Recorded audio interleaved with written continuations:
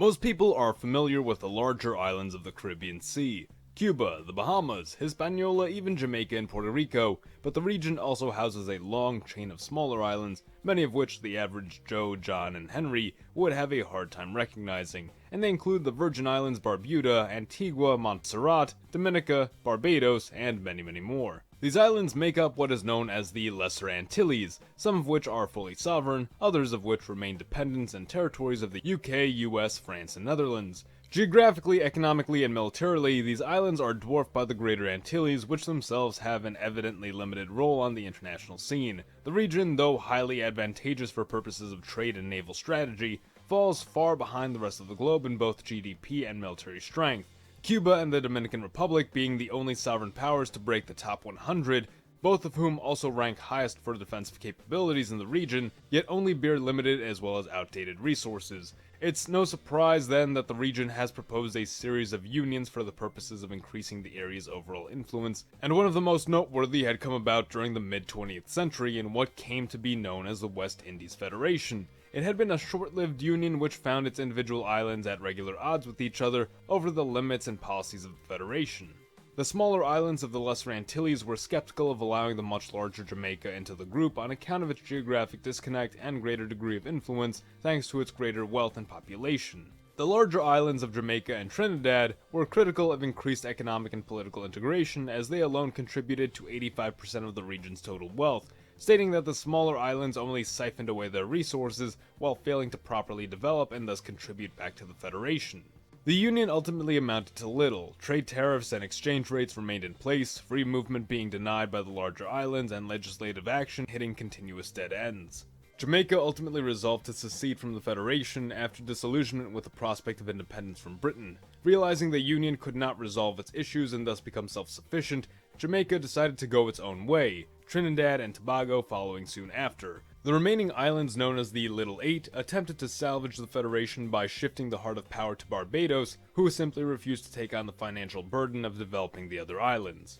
Negotiations broke down, and some of the islands grew desperate enough to seek annexation by Jamaica or Trinidad, but most went on to simply pursue independence alone or remain under the wing of Britain. The Federation had, despite its failures, set in motion what would eventually become the Caribbean Community, which still exists to this day, a much looser alliance pursuing gradual integration of the region on the economic and political level, as well as the continued development of the smaller islands. The Caribbean Community has done well to bring the region closer together and built up its members, but it's without argument a slow and gradual process that demands the continuous efforts of its participants, once again driving the more self-sufficient countries like Jamaica to reconsider supporting the larger group. It's possible that had the West Indies Federation survived, this process of development could have been expedited even decades forward, however no doubt at a cost to regional sovereignty, and certainly domination by the largest economic force in the Union. Of course, that's even if things went well. The largest issue to the continuity of the Federation would have been Jamaica. From the very beginning, Jamaica had only involved itself for the sake of achieving independence and self-sufficiency from Britain, but soon found it would be better off pursuing this alone. Jamaica had been a strongman force in the Federation, demanding the Union's capital be made its own in Kingston, and that it maintain its high representation based on its wealth and population.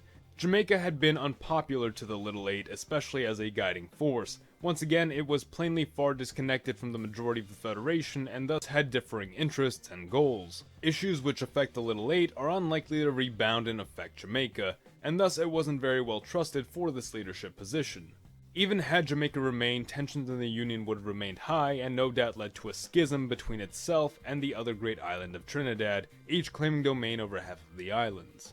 So in this alternate timeline, after Jamaica secedes from the Federation, Trinidad, under Premier Eric Williams, instead of following in Jamaica's footsteps, decides to take the Federation under its wing in the form of a unitary state, promising total independence from Britain within 5 years, and provision for 80% of the economy, but only so long as Trinidad's 60% majority representation is reflected in the state's new government, essentially foregoing the concept of equal political representation for the individual islands as well as regional autonomy, to ensure that the Union's power be vested and remain in capable hands. The West Indies Federation, now the state of East Antilles, would be granted Dominion status by Britain soon after, and receive a grant to ensure the development process went smoothly and left the region secured from the communist influences of nearby Cuba. As in our world, Trinidad in the months following independence would implement its People's Representation Bill, modernizing the electoral system with an instituting of permanent voter registrations, utilization of voting machines, and the requirement to present a new national ID at the polls. In this alternate world, the system would be implemented for the smaller islands as well, and just as in our world, be met with accusations of gerrymandering or suppression of the illiterate or poor vote. Majority power would be in the hands of the West Indies Federal Labour Party, or now the National Party. It stood on a policy of democratic socialism as well as maintaining ties with Britain and France, but favoring more generally the development of ties with other Caribbean nations, particularly the Bahamas as a potential later addition to the state. In our world, Prime Minister Eric Williams and his own party had dominated Trinidad's politics until his death in 1981, having gone undefeated in the country for some 30 years. With Trinidad carrying much of the unitary state in this alternate world, Williams' party too would come to define many of the policies put forth by the larger National Party, and in turn drive several small and disenfranchised parties to support the Democratic Coalition in protest, changing the identity and dynamics of the two parties to be defined by those in favor and those against Trinidad rule. Trinidad would tune the development of the smaller islands to focus on increased agriculture, fishing, and tourism, a quick way of generating more revenue for the islands and alleviating the financial burden placed upon Trinidad. Inversely, it would also pursue greater industrialization and urban development for itself, to only further cement its role as the center of power and head of the East Antilles state. Williams would develop close relations with both the US and Canada, promoting the new state as a local leisure destination, soon earning it a status as the New Cuba or the Other Hawaii, giving it the means to develop its human assets through the funding of a nationwide curriculum and a partnership with British universities in a skill-sharing program. As had been seen with Cuba decades prior, the island would attract a number of American businesses to construct their own resorts and establishments on the islands.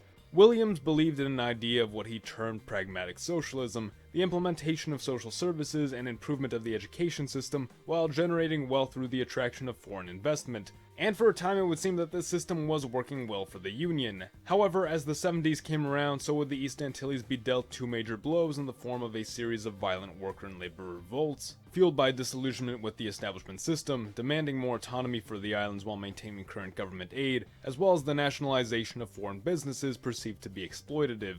A number of the more radical groups would likely be directly supported by Cuba, who at the time was lending tremendous aid and human resources to communist uprisings in Africa, and may well seek to do the same thing in the East Antilles. Later, an economic crisis would hit which could have proved disastrous for the establishment government, if not for the spike in oil demand during the 1973 oil crisis, when Trinidad was able to sell its oil reserves at a time when the major distributors in the Middle East refused. The following 1979 oil crisis also contributing to an economic incline for the nation before its luck ran out in the early 80s. Williams would have passed away in office, and the National Party quickly found itself declining in popularity, just as the opposition party was finally gaining more traction and as Cold War tensions began to die down. The new government would have gained its position on a platform of nationalization and radical action, but given the amalgamated and diverse nature of its own party, paired with the changing times, real action would really be limited to a raising of taxes upon foreign businesses and increasing the scale of the welfare state. Power would also be decentralized, making further development and cooperation between the islands more difficult. As though they would have certainly come along further thanks to Trinidad's oversight, several would still be highly dependent upon Trinidad's government, and now would find themselves technologically and economically stagnant. Newer generations raised with a better education and skill sets to have enjoyed the prosperity brought about by Williams' government would come to reject the new party for practices which scared away lucrative and essential businesses, as well as de-incentivized quality labor. Had the opposition party remained in power for a prolonged period, it's possible this new generation might have abandoned the East Antilles, moving to pursue more fruitful careers in Jamaica, the US, or Britain, leading to a brain drain for the islands and ultimately a decline for the Union project. Alternatively, had the National Party returned to power, gradual industry and modernization would find its way to the smaller islands and continue to bring the region increased revenue.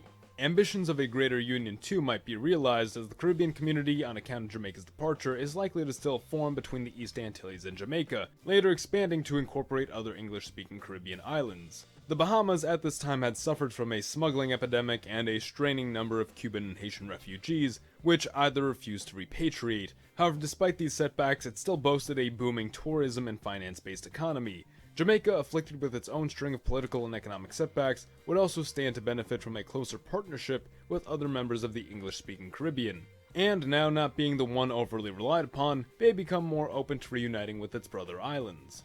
If you open a map, it's understandable why these islands may be easily overlooked, and while they may be unlikely to achieve the level of military, economic, and political giants, overall cooperation within the region, most especially between its smallest members, has shown to be an ideal direction to move in. However, it has also proved to be one no doubt in need of unified and concise guidance. And that is where I'll end this video for now. The US of Z thanks you for watching. Be sure to check out our novel, I Am Uncle Sam, in the links below. Support your Legion by liking the video, or join our ranks by subscribing for more. Mr. Z, out.